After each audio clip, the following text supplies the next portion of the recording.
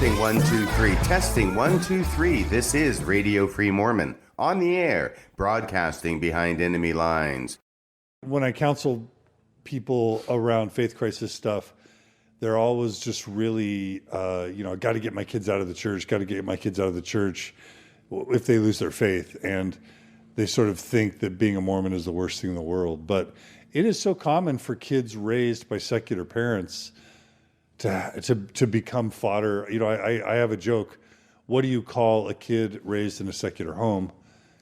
And the answer is an investigator to a religion.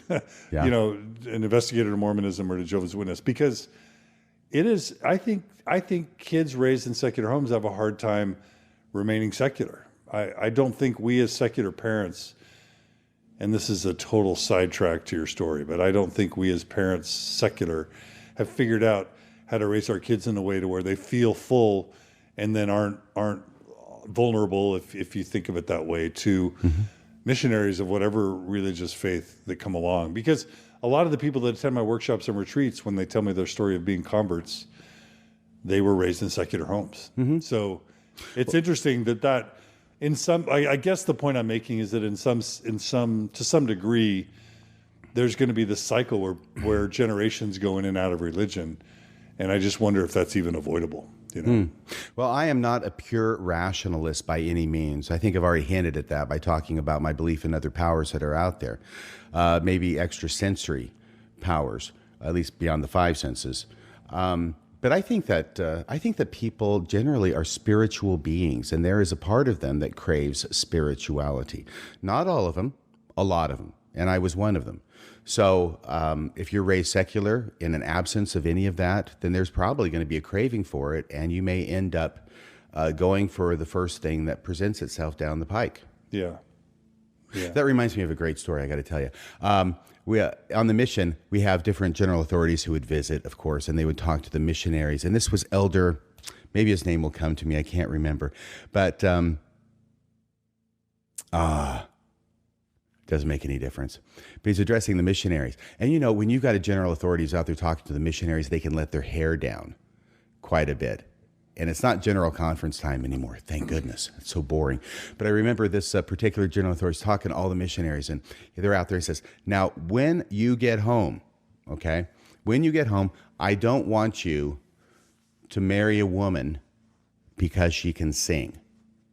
You marry a woman because she's the most beautiful woman in the world. Oh, okay.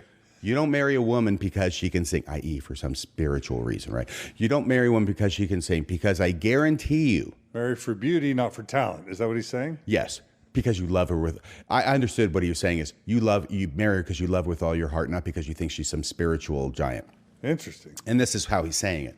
But you marry a woman because she's the most beautiful woman in the world. You don't marry a woman because she can sing. Because I guarantee you, if you do that, you're going to turn over to your wife in bed the morning after the wedding, and you're going to say, "Sing, woman, sing." So that was one story he told us. He also told us that sounded like some projection there. Who knows? Like he was telling you more about him than you. I remember that. But he also said, when you get back from your mission, because you know you're always being told, get married, because this is the Mormon plan. Now you've done your mission. That's part of the Mormon plan. The next part of the Mormon plan is get married and start producing baby Mormons. Right? Yeah. It's like Hooper talks about what sharks and Jaws, right? It's a perfect evolutionary system. All it does is swim, eat, and make baby sharks. Yeah. Well, that's kind of like what Mormons are supposed to do. But this guy, he was different. And he was Dutch. Anyway, I'm sorry. But he says, when you get back from your mission, he says, don't go out there and get married to the very first girl you meet. I mean, he's actually giving us some different kind and important advice, I think. He says, because when you're on a mission, you can't touch girls. You can't have anything to do with girls. It's like you're on a desert. You're on a desert for 2 years. You are dying for water. And what I don't want you to do is, after you've been 2 years in the desert, start slurping out of the first mud hole you come on. Oh my gosh.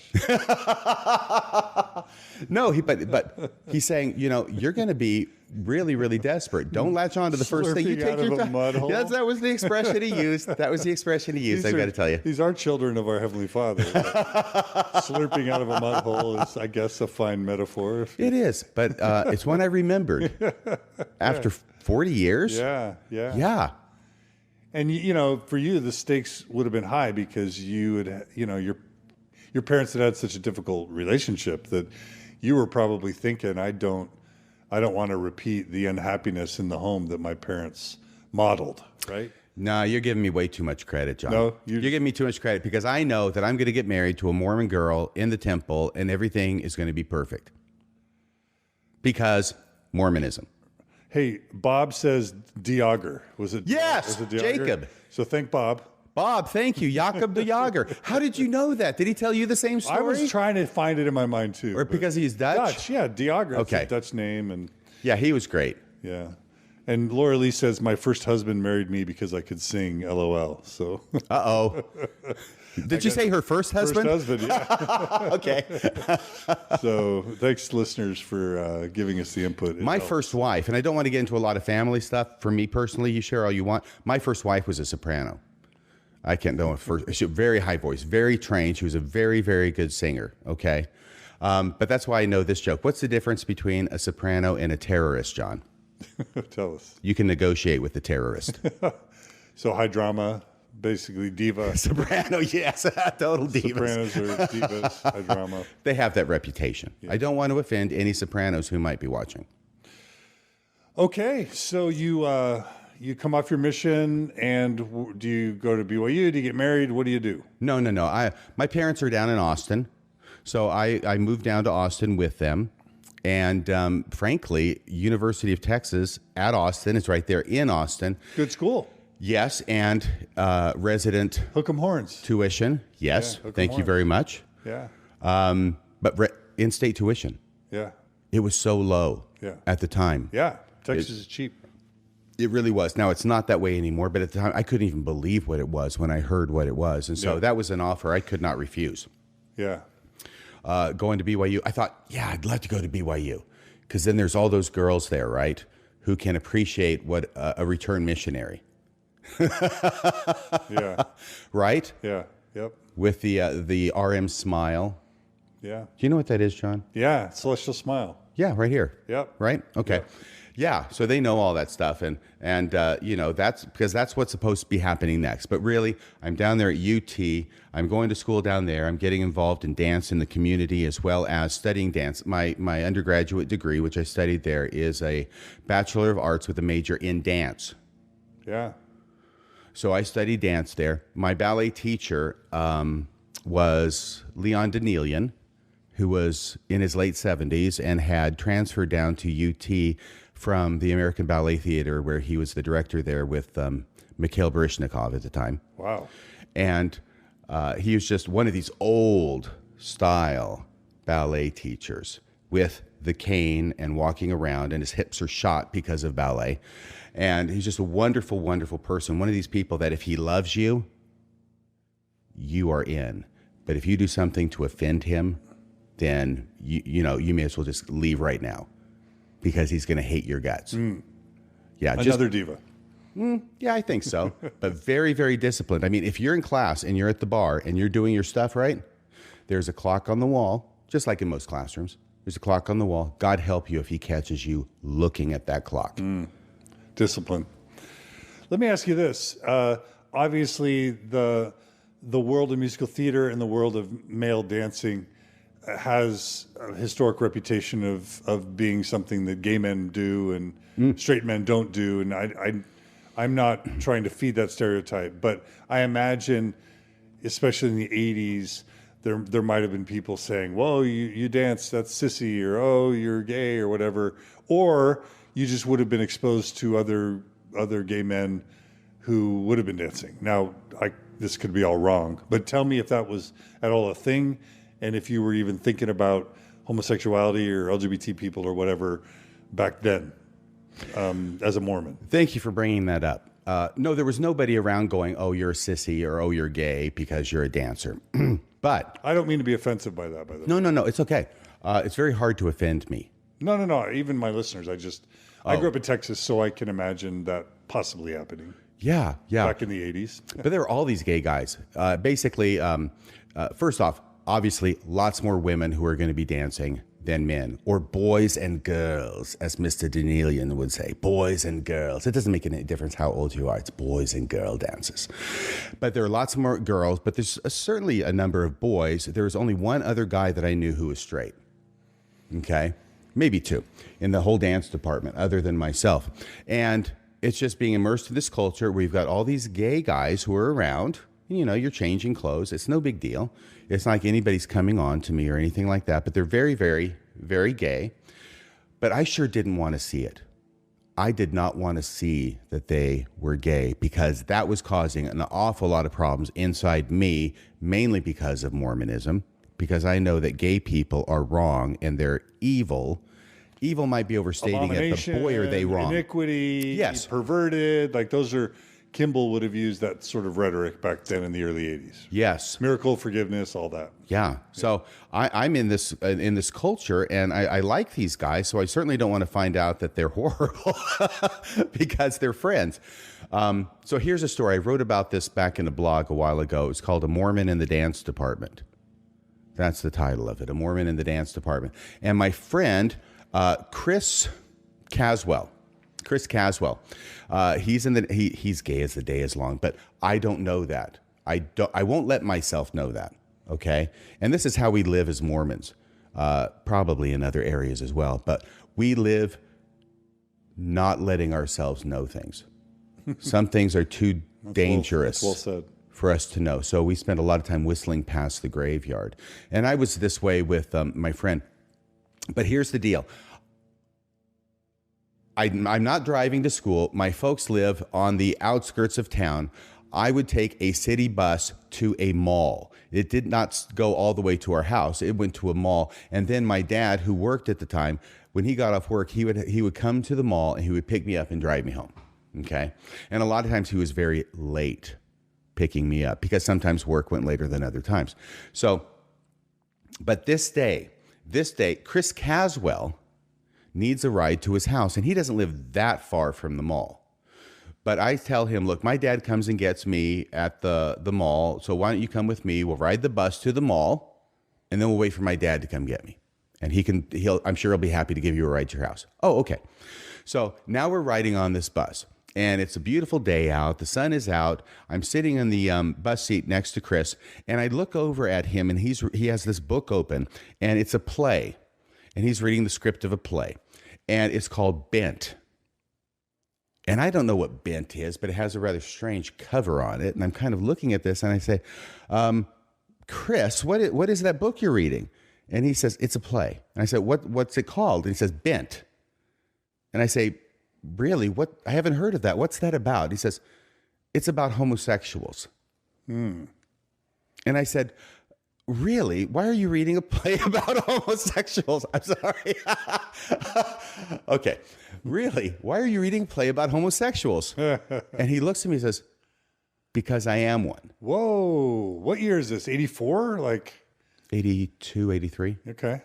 Yeah, it was pretty early. That's pre-Magic Johnson, right? Oh, yeah. Yeah. Because I am one. I mean, pre-AIDS Magic Johnson. Yes. Yeah. And now I'm rocked because now I can't ignore it. Yeah. You know, it's not just something that maybe he is, but maybe he's not. No, he is because he just told me so. So now, honestly, my entire world is starting to cant at an angle because everything is going weird. But I've got to act normal because I can't act like this is a big deal to me, right? Yeah. So I'm just trying to act normal and trying to, get the world to go back level. So I didn't say much else to him. And we get to the bus stop. And of course, now I've got to hang around him. I mean, I really need to go somewhere to get myself together because here's this Mormon boy who's got a friend who just told him he's gay. And, but now I'm stuck with him. So we're sitting there on the seat. It gets the bus gets to the end of the line at the mall. We get off the bus. And my dad isn't there because I'm scanning through the windows. Please let my dad be here when we get to the mall because I don't want to be waiting around with Chris. I've got to get myself together. And I don't know how much longer I can keep acting normal. I know this sounds horrible, but this is the way it happened. That's scary. I mean, when something, and I experienced this growing up in Texas, when you're taught something is evil and dangerous and dirty and perverted, and those are the words that you associate with it, then it's scary. And so I felt the same way around people who drank. I felt the same way around people who had premarital sex. Anyone who did anything that I was taught was evil scared me. Mm-hmm. And that's just, I think we come by that honestly. So we get to the mall, and now the bus drops us off. We have to get out. We're standing there. We're waiting together. And where is my dad? And I'm, oh my gosh. And it just took forever. It may have been 10 or 15 minutes, but it seemed like forever.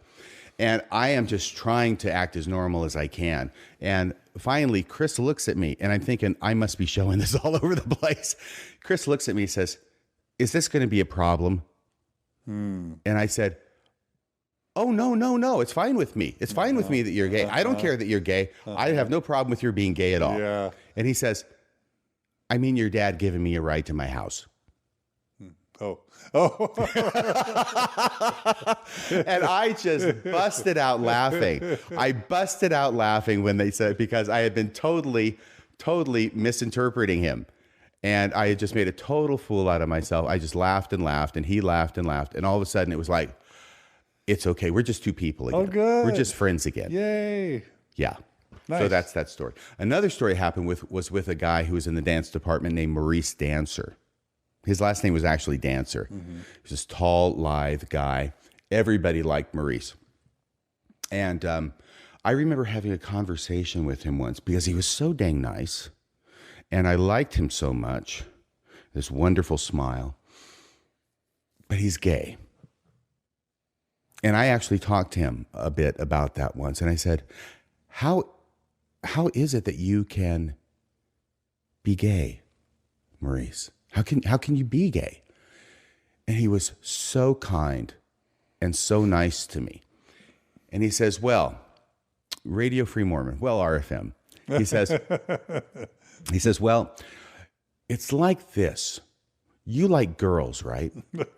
And I said, yeah, absolutely. I probably started. Yeah, of course. Oh, yeah, totally. Yeah, I do. Only girls. I love girls. Only girls. Yeah, I do. And he says, so if somebody were to come to you and tell you that you should like boys, would you be able to do it? And I said, well, no, of course not. And he says, well, it's like that with me. It's the same with me, only different. Yeah. And all of a sudden, this very calm Maurice just telling me that, all of a sudden, the scales started to fall from my eyes. And I started realizing how silly this whole position that I was holding, mainly because the LDS Church taught me this position, really was. And that's back in the early 80s. Yeah, but then they're prophets, right? Yeah. They're prophets of God. So yep. I'm sure you weren't done thinking about that. No. No. So where does your life go? So UT or TU, as my friends at Texas A&M say. They call it TU? Yeah, they don't give it the respect. Those bastages. At A&M? Texas A&M calls it TU. Okay, let me tell you an Aggie joke. Okay, my dad used to tell Aggie jokes, so I'm going to tell you this Aggie joke. Aggie joke is for the guys who go to A&M. Texas A&M. Okay. Not Utah State Aggies. Right. This is A&M Aggies. Okay. So, of course, there's a huge rivalry between UT and TU and A&M. Sorry.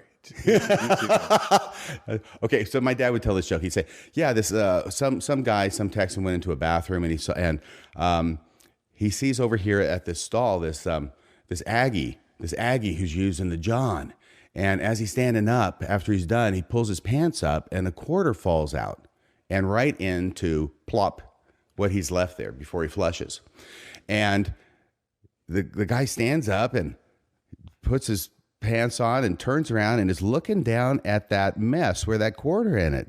And he's just standing there and he's just thinking and thinking. This is the Aggie, by the way, just thinking and thinking.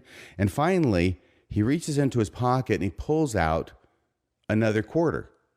And he goes, plop, and he throws it in. And finally, this Texan, he can't take it anymore. He has to know. He says, what are you doing? I mean, I saw the quarter plop in by accident, and now you put in another quarter on purpose. What are you doing? And the Aggie looks at him. He says, well, you don't think I'm going to stick my hand into that for 25 cents, do you?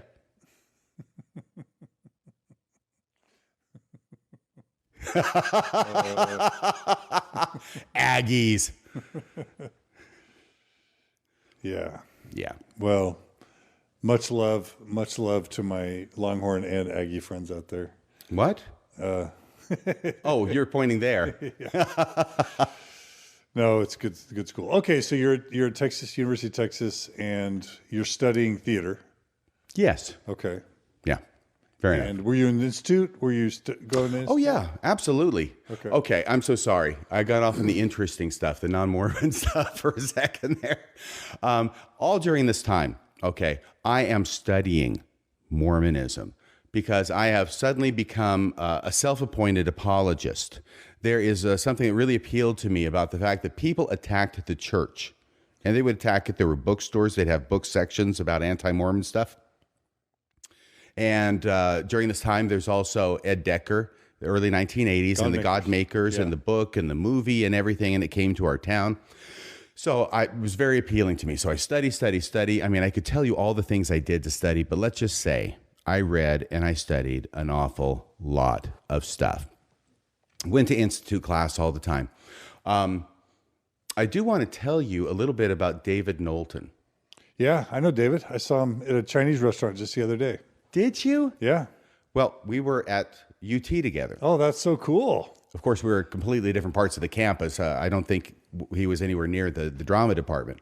But Institute, yeah, he was there at the Institute building, and I saw him on Sundays because we had church at the Institute building for the young, the student ward.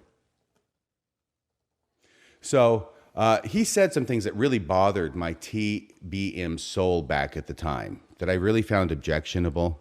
And I think I've mentioned this to him. Things that I would not find objectionable now, by the was. But I remember tell our listeners who that is, David Knowlton? I can if you. Could you? I'll just tell you that right at the time he was was he a doctoral student? He was a postgraduate student of some sort. And I think, yeah. Would you? Yeah. So when I was at BYU in the early 90s, this is during the September 6th time where the church was going after intellectuals. David, so, there's the September 6th getting excommunicated, but there's also a group of BYU professors on campus that were liberal. They were advocating, feminism. They were pro-abortion. They were trying to sort of show support for LGBT rights in their own direct way. And David Knowlton was a professor at BYU. I think he was a sociologist. And I remember he published an article on phallic symbols within Mormonism in Sunstone magazine. So he would show all these different Mormon temples and Mormon buildings with huge phallic symbols. And I thought that was pretty bold to do that as a BYU professor. But where he really got in trouble is he focused on Latin America. And I think there were some Mormon missionaries that got killed. And there was a lot of sort of communist sort of activism sweeping Latin America, especially Peru. There was the Shining Light. And anyway, some Mormon missionaries got killed. And I think he wrote some articles about what it is about Mormon missionary culture that might make them vulnerable to communist or sort of guerrilla Latin American groups. And I think the church got really upset. So David Knowlton ended up getting kicked out of BYU, along with Cecilia Conchar-Farr and Gail Houston and others.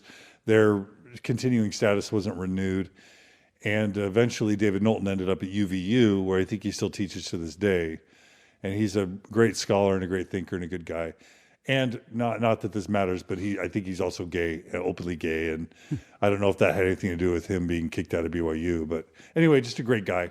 And you knew him way back when, before any of this happened. Before any of this happened back in the early 80s, and I think even beyond the early 80s, but in the 80s. But like I said, once he stood up in church and fast and testimony meeting, and he said something about, the gospel, if it makes you happy, you live it. it makes you unhappy, you live it.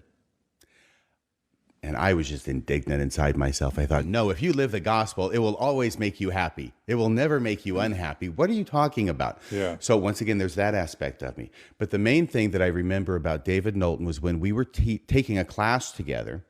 The institute director was teaching it. His name was Brother Sill, and he was a great guy. But he's teaching a class on the book of Abraham. And Nibley's book, Abraham in Egypt, had just come out. So this is a very special class. Not just anybody can get into it, you understand. You either have to be, what was it? I think you either had to be postgraduate or a returned missionary. So I'm a returned missionary. I'm a dance major. So I'm going to this Book of Abraham class. And we've got this book, right? And it's Hugh Nibley. And so I think, okay, great. And I think I understood the first chapter pretty good, which is just basically a reprint from a New Era or New Improvement Era article that he'd written for the masses, so I could understand it. Everything else was total gibberish to me. But at the end of the class, the assignment was that each member of the class, and there's maybe 8 people in there, and David was one of them, do some kind of a presentation about some aspect of the book of Abraham. And at this point in my life, so I've been a member for 4 years, and I've already been on a mission and back. My understanding of what you do when you give a talk or a presentation is all you do is you say what general authorities have said. Okay? You don't vary from that.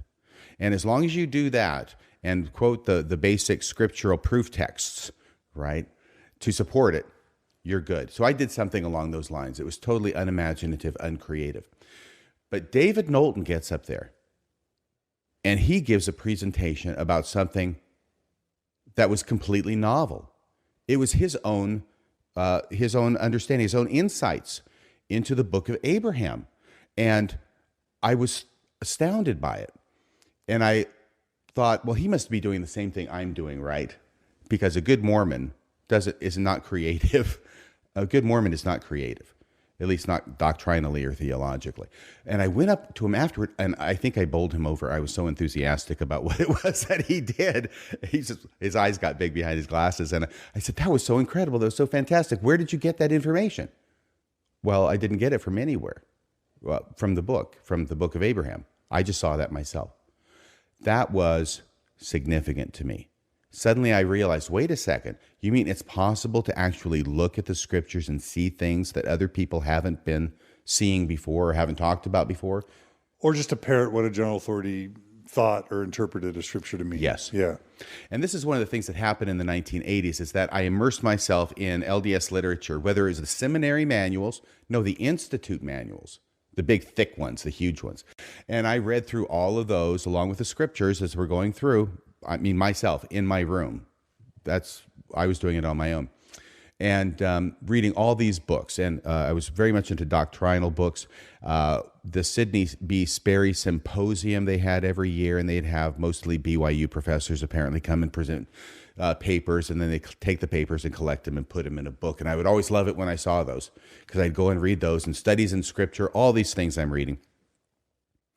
And it soon came to be very obvious to me that there was a certain limitation on Mormon doctrine.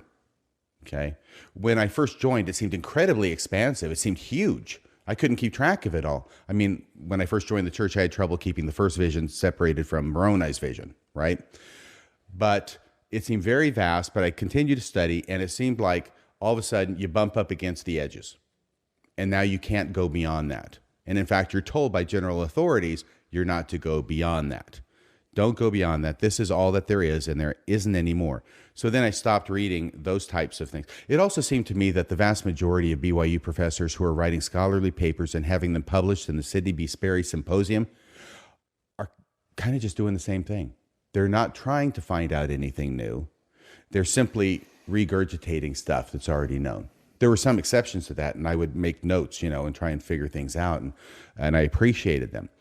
So that is basically what went on for the 1980s. Now, apologetics-wise, I'm out there and I write a manuscript responding to anti-Mormon claims There's a friend of mine, a dear friend from musical theater, who joined the church or was investigating the church. She has family. They give her a book.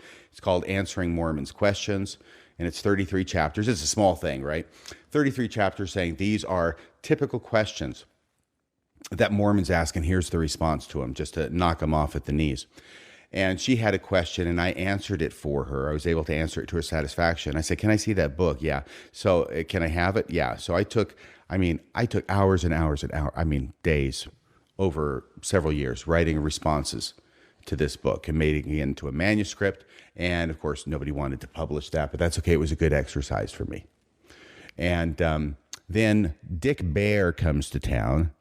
Dick Bear, because he's the associate of Ed Decker. So he comes to town, and he's got the movie, The God Makers, and it's being shown at the Hillcrest Baptist Church in Austin, Texas. So I said, I'm going to go to that. I'm going to go to that thing. Wow. And so I get a couple of friends of mine, I think it was the Robinson brothers from Institute, and we all go there. And I also, from another friend, I borrow this bright yellow T-shirt. And on the T-shirt, you know, the T-shirts that say I'd rather be fishing or I'd rather be hunting or anything. This one has, in big letters, I'd rather be Mormon. Wow. So we go in there. That's gutsy. But I would have been scared to see the God Makers, because I would have had this charge about how it's anti-Mormon, it could ruin your faith, it's scary, it's evil, it's of Satan, just like gay people, right? So I knew they were showing the God Makers in my hometown. But it wasn't until I lived in Logan, which would have been in the 2000s, where I actually saw the God Makers for the first time. Because I just would have thought it'd be like playing with the Ouija board. You wouldn't do it because it's evil. So I'm surprised you did it. Yeah, I don't know what got into me, but I did have two friends go with me. That was nice. So I sit right there in the middle of the front row because I want to make sure that Dick Bear can see me and see my T-shirt sitting there. I'd rather be Mormon while he's up there giving his whole presentation.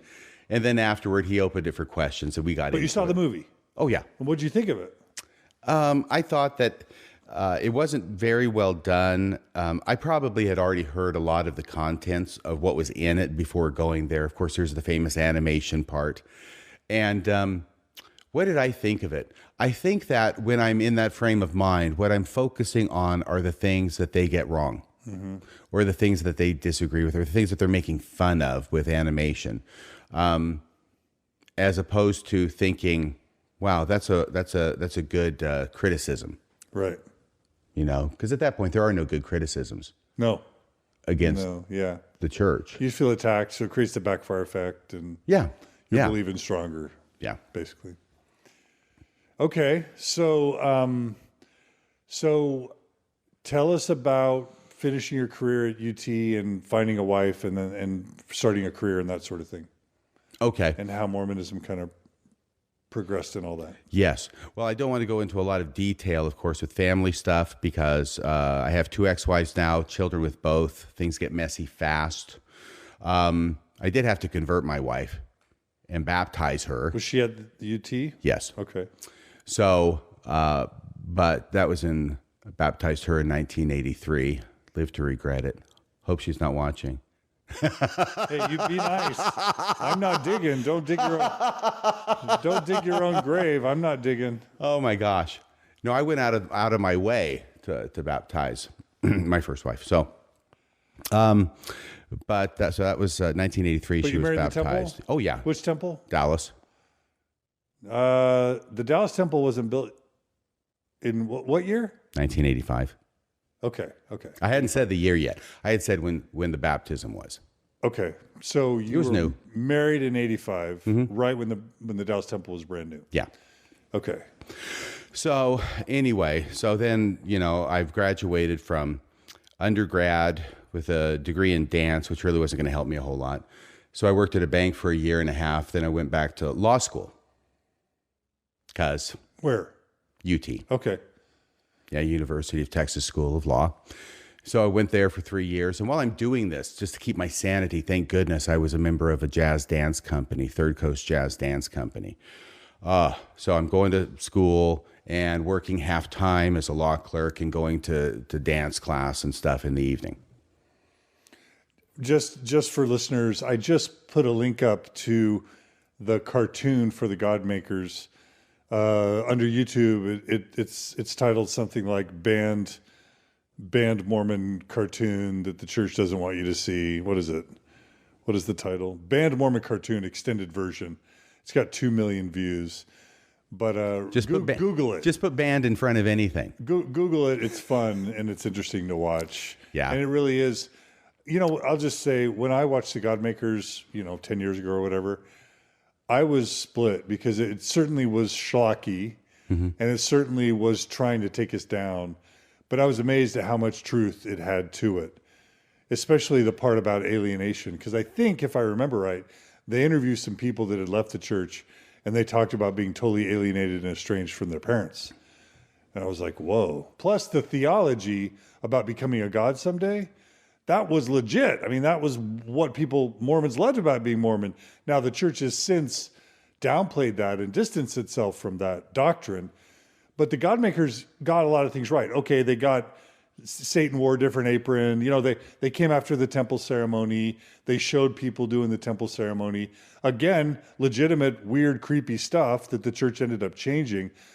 I don't know where I was going, except for the fact to say that I really do think the God Makers was an example of how to change the church, because the church was offended by the God Makers. It was effective, and the church ended up changing the temple ceremony and downplaying the role of theosis, or man becoming gods, I think directly as a result. So I didn't process any of this until the past maybe 10 or 15 years.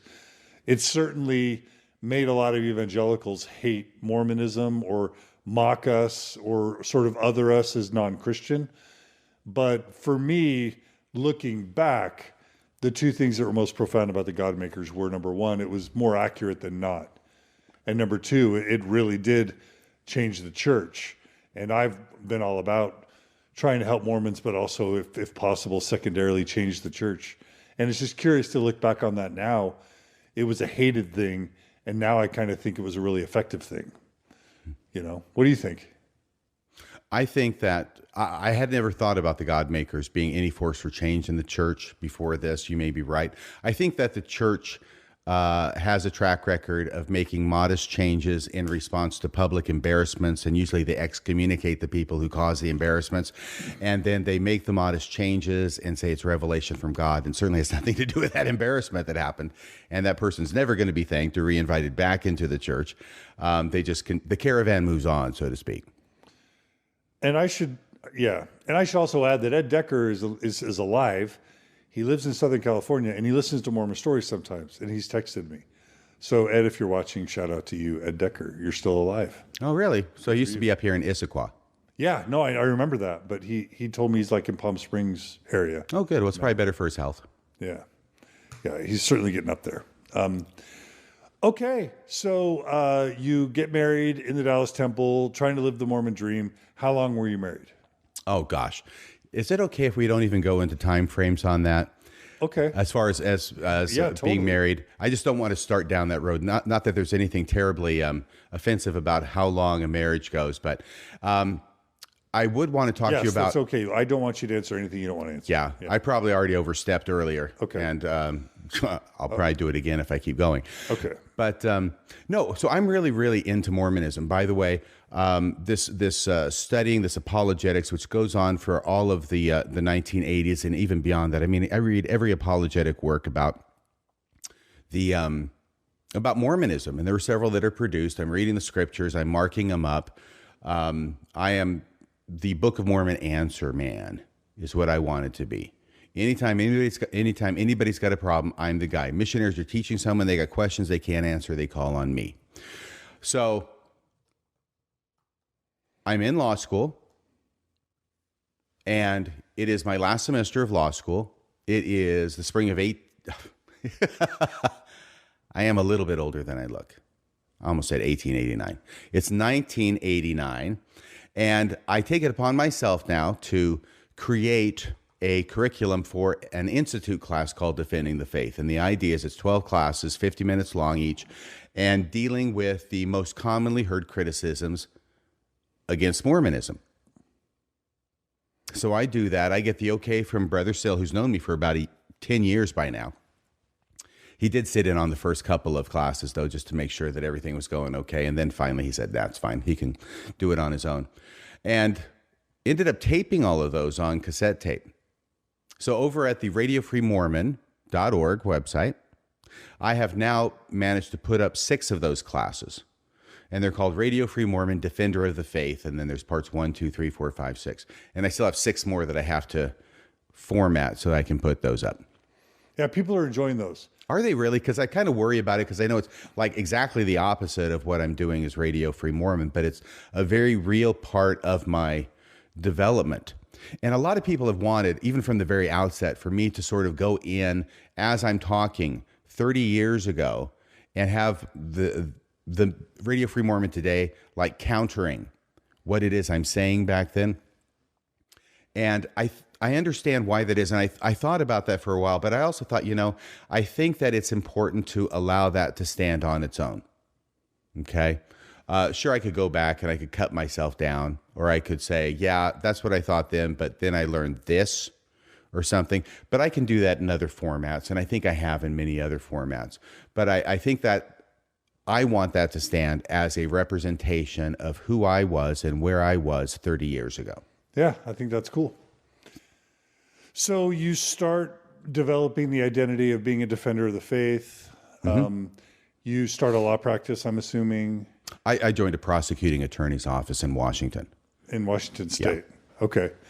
And so we won't ask about your family. That's totally awesome. But talk about your advancement in the church. Were you serving in callings? Were you wanting to be a bishop? I had this idea that I would be a mission president. Yeah, a lot of us did, I think. Really? Yeah. I think I wanted that on some level. Yeah. But, I was very active, certainly served faithfully in callings, but I have always been a person who didn't really fit in, I feel. And that is why I have never advanced in leadership roles in the church. The furthest up that food chain I ever got was about 1998 or so, when I was asked to be a second counselor in a small ward's bishopric.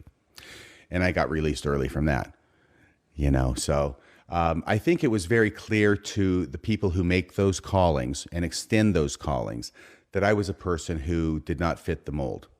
And I would teach. I was somewhat of a popular teacher in church. But frequently, I would be approached by people who were, in leadership roles, and I was asked to follow the manual because I would not follow the manual, because the manual teaches us nothing. There's no purpose to the manual except to teach us what we've already been taught. And I think that's against the definition of the word. How do I teach you something that you already know? Richard Bushman once told me that Sunday school is not a school. It's not, the purpose isn't education.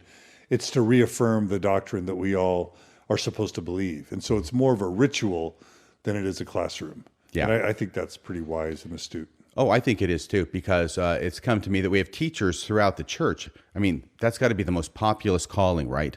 Because we have teachers over every group. And we've got this class you're supposed to take, Teaching No Greater Calling. We talk about how important teaching is. And it struck me some time ago that it's strange that the church puts such an emphasis on teaching when teaching is the last thing they want to do. It's indoctrination, honestly. Yeah. Yeah. Lesser minds would call it brainwashing. Yeah. But yeah, indoctrination. You are supposed to get this over and over and over and over and over and over and over and over and over again so that you will never walk away from it. Meanwhile, of course, the reality of what's going on is people are getting bored stiff because they're hearing the same things over and over and over and over and over and over again. Yeah. And they're walking away from it. Yeah. So you were trying to liven things up. Oh, yeah. But that's perceived as trouble. That's a kanwa, as we would say in Japan. Yeah. That's forbidden, yes. Yeah. So my most recent experience with teaching was gospel doctrine class from 2006 to 2010. So I went the entire cycle, all 4 years, and I would teach it in the chapel. So everybody sit in the seats after sacrament meeting. And people had one of three responses. Now, the first response is there's a third of people, they don't want to be at church anyway. Yeah. They're not They're interested. bored, they're sleeping. Yes, they're only there because they have to be there. Yeah. Then there was another third who thought my class was the best thing they'd ever attended in their whole life. And they're just like hanging on every word. And then there's the other third who hate it. And there's at least one sister, Sister Waters, I don't mind using her name, who hated it so much that she almost, she wore a path in the carpet between the chapel and the bishop's office because she went there so much to complain about me after class. You know, I had almost the identical experience teaching elders quorum in Logan in 2004, 2005, 2006. And I described it the same way, a third, a third, a third. So either we arrived to that separately or we heard it from one or the other. But it's funny, I had the exact same thing. And Bishop Farmer was always being complained to by the disgruntled third in my elders quorum. It wasn't very fun for me to feel like I was spoiling people's Sunday. I was just trying to dig for the meat, go deeper. And I really feel like I'd good at trying to educate, trying to inoculate people. And I just felt like it was more disruptive than it was constructive. And that was a disappointment for me. Yeah. How about for you? Well, the only reason I knew about it is because I got some reports back because there were other members in my class who really liked it, right? And they were in somewhat leadership positions. I mean, it's in the ward and they're in the executive committee and they are present when these things are being talked about, right? About my class. And I remember I had a good friend, a couple of good friends talk to me and say, you know, they were there and say, you know, do not be listening to this. Okay. That is the best class that I've ever been to and people love it. So don't be listening to this person just because they're the squeaky wheel. They should not be getting the grease on this. So that went on for 4 years and then I was released. But no, really, I would study for 4 to 6, even up to 8 hours every week for gospel doctrine class. I'm putting in tons and tons of time knowing I'm obviously never going to be able to cover all the material I have. And my goal wasn't so much, it wasn't to inoculate, but it was definitely to get beyond what it is that everybody's heard. My goal was to make sure that everybody who comes to my class learns something and not just hears the whole stuff they've heard over and over and over and over and over again. And so we had a lot of fun. There were a lot of interesting experiences there. Oh, can I tell you one of my favorite stories? Yeah, please. Here's one of my favorite stories is that I would just get so hyped and I put so much emphasis and work into preparing that I always felt kind of nervous before the class. You know, how's it going to go? Is it going to go well? Is it going to go bad? Am I going to goof it up? Kind of like the feelings I have in this interview. And here I'm teaching now, not in the chapel, but in the Relief Society room. So it's really packed in the Relief Society room. In the chapel, they all kind of spread out. But it's packed in there, and I'm giving this whole class, and I feel like I am on fire, John. I am just hitting it out of the park in this class. And I did not feel that way all the time, but doing a great job. Everybody's loving it. Everybody's eating it up. And I get done. We have the closing prayer. And there's this very elderly gentleman on the front row. Very elderly. He's in a wheelchair. And he says, Brother Radio Free Mormon, would you come here? And I go over. He said, I want to tell you something. And I'm just going, okay, well, he's going to tell me how great my class is. And I need to be gracious. Okay, just be gracious and say thank you, because that's what you do. I learned that in showbiz, right? And he said, come down. So I lean down to him, and I'm just waiting for what he says. He says, your fly is open. And I look down, and it's not just open, it's way open. And I go, oh my gosh, how long has this been going on? And I remember I went to the restroom before class, and I went, I have been parading up here thinking I'm knocking it out of the park. And I am open for business. So that was a funny thing. So I really relate to your experience because I thought I was a great teacher too, and I thought I was enlightening everybody and doing the real Mormonism, which was going deep and caring about truth and caring about learning and glory of God is intelligence and all that stuff. And you know, having really mixed results, and probably a little bit prideful. I'm not saying you were, but I was probably a little bit prideful in that. But it's my observation that people like that are very vulnerable to ending up where we've ended up in terms of out of the church, because the people that are like, whatever, the church, the doctrine, the theology, I don't care. I'm just in it because it feels right, or it's a good place to raise your family, or this is what we do.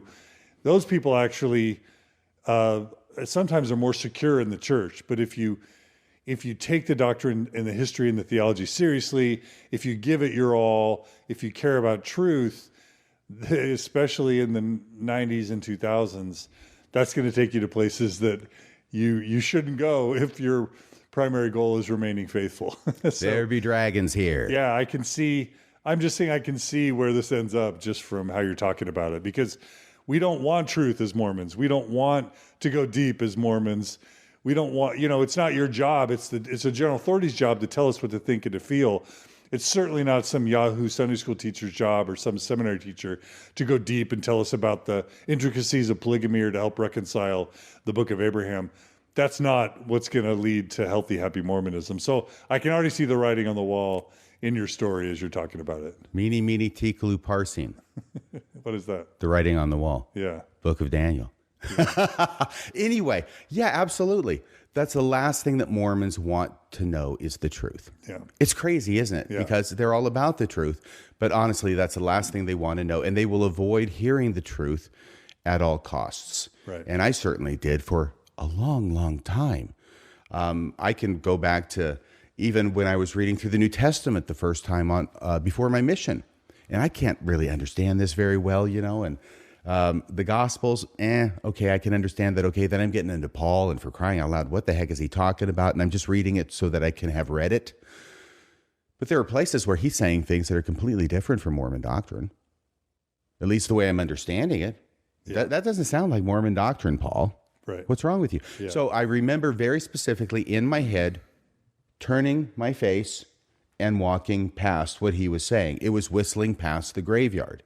When I'm encountering something that doesn't support what it's my beliefs and what it's supposed to be, well, then I sort of ignore it and keep walking on until I encounter something that does. And then I start paying attention again.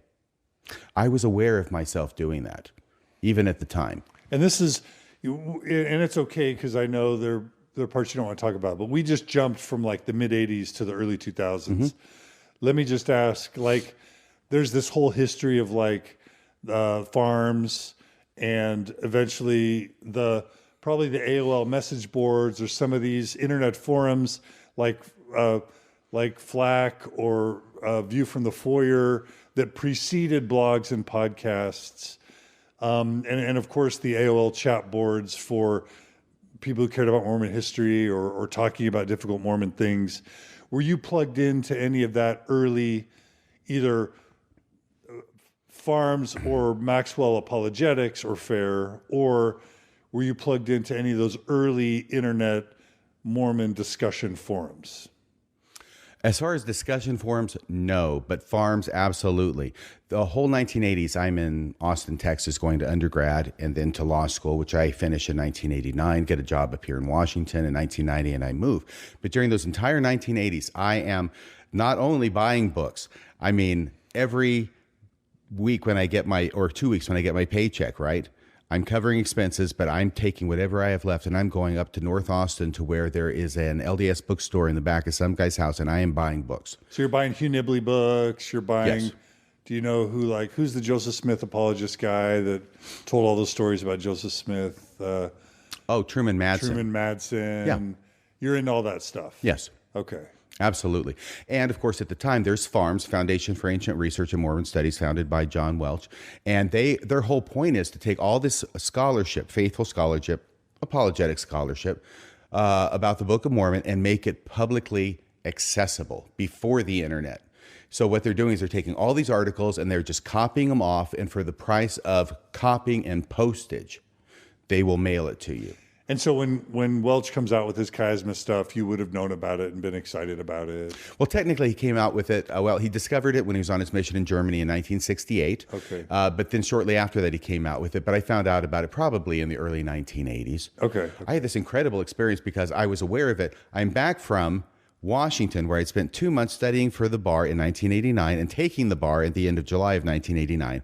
I am now back in Texas, where I have to wait until October to find out whether I passed it. I did, thankfully. I had no idea what on earth I would do if I didn't pass it when that envelope came in the mail. But I've got a few months there where I'm clerking and I'm reading stuff and I'm continuing my studies. that was an interesting time. I have a lot of interesting times as far as this religion goes. One thing happened which was I discovered the most incredible chiasm in the entire Book of Mormon in Alma chapter 36. I'm reading through the Book of Mormon. I'm reading this and I see the very first thing. All of a sudden I notice the very first thing it says at the beginning of the chapter. It's the same thing as it says at the end of the chapter. So I'm aware of chiasms by this time. And I go, well, that's weird. That's kind of weird. I look at the next thing. Hey, that matches the thing at the next thing to the end. And this is a long chapter. So where Alma is recounting his conversion experience. And I do this entire thing. I am absolutely mind blown. I'm so excited because I've discovered this huge chiasm in the Book of Alma, in the Book of Mormon. And it was a wonderful experience. It was a little bit deflating to find out that, John Welch had figured it out a long time before I did. But it was like this whole process of discovering it. It was really exciting. Another thing that happened during these few months is, of course, there were a series of books. There were like 3 books that were written and came out at the same time about the Mark Hoffman forgeries and the murders. Right? Mid-80s, yes. yeah. So he's doing that in the 80s, but now it's 89, and now these people have had enough time to go back and do their research. And there was one that was called The Mormon Murders. One was called Salamander. Yeah. And then there was a third one. I mean, it was a lot of people had been working on this. Yeah. And I remember hearing that the one with the most dramatic or over-the-top title, Mormon Murders, was actually the best. I think I'm remembering that correct. But I went ahead, I got it and I read it. I did not like reading that. There were parts in that I really did not like reading. I certainly didn't like where they're reading, dramatizing Mark Hoffman being in a temple endowment. That's over the top. They didn't need to do that. And I don't like the negative things that come across about church leaders, but I managed to turn my head enough and walk by it. The thing that I really remember... The church leaders being fooled by, not having the gift of discernment, being fooled by Mark Hoffman and trying to purchase documents to hide them so that the church wouldn't be embarrassed by what they thought was factual history. Like, did that all occur to you at the time? No, because I'm big into making allowances at the time. Okay. I will make whatever excuse is necessary, which is something that happens over time. I'll come back to this book here in a second, but happens over time is that we are taught a version of Mormonism, which is boom, it's incredible. It's prophet of God stuff, right? It's cats and dogs living together. It's everything. And you got a prophet of God receiving revelation. You got the priesthood of God, which performs miracles and healings. And that is the message of Mormonism. And I had got the golden ticket when I found Mormonism in 1978. And I am in. And then it just takes for freaking ever for someone who's as stubborn as I am to go along and start slowly and unconsciously letting go piece by piece and bit by bit of those claims that Mormonism has. And you do it by making excuses. Well, look, why should they know, that this was a forgery? Why should they do all this? Well, they're just people. God was somewhere else in some other part of the universe handling, important business at the time, and he wasn't there to tell them. So it's a lot of excuse making, I think, that goes on. It's a really good question. It's making me think about this now.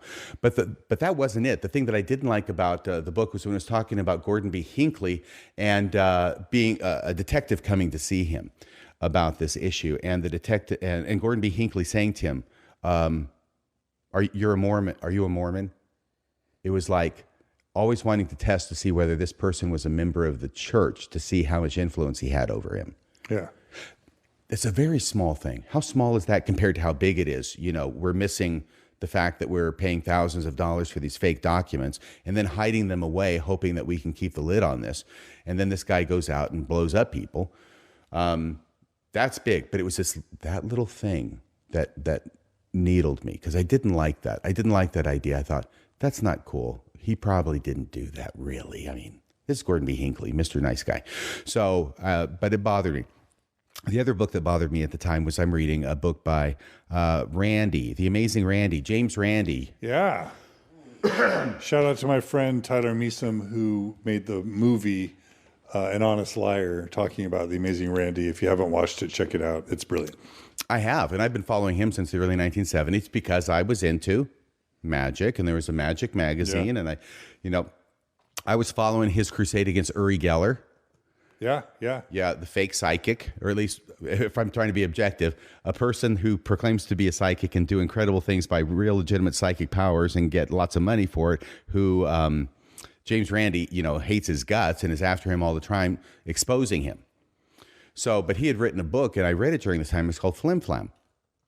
And it's about his Houdini-esque crusade to expose people who are doing magic tricks and pretending that they're real and bilking people out of money for it. Skepticism, basically. Yeah. So I love that about him. Now, that's kind of weird because I'm a Mormon. But I'm reading this book, and I'm totally tracking with him. Yeah, go get that Uri Geller. Go get that Pentecostal, I think his name was Popper. His last name was Popper, this Pentecostal preacher. Go do that. Yeah, go get him. And then he has this little piece about Joseph Smith and the gold plates. And he doesn't go into depth. I mean, it's just like a side, just, this is like that. Interesting. I didn't like that. Here, I agree with him 100% on everybody else, but now he comes to Joseph Smith, who fits in exactly. And no, he's got it all wrong there. So, and that was just like a paragraph. And I just, I don't know. I don't like this. I'm uncomfortable. Let me go back to reading the Book of Mormon or whatever it was I was doing. That's about all for tonight. Until next time, this is Radio Free Mormon, signing off the air.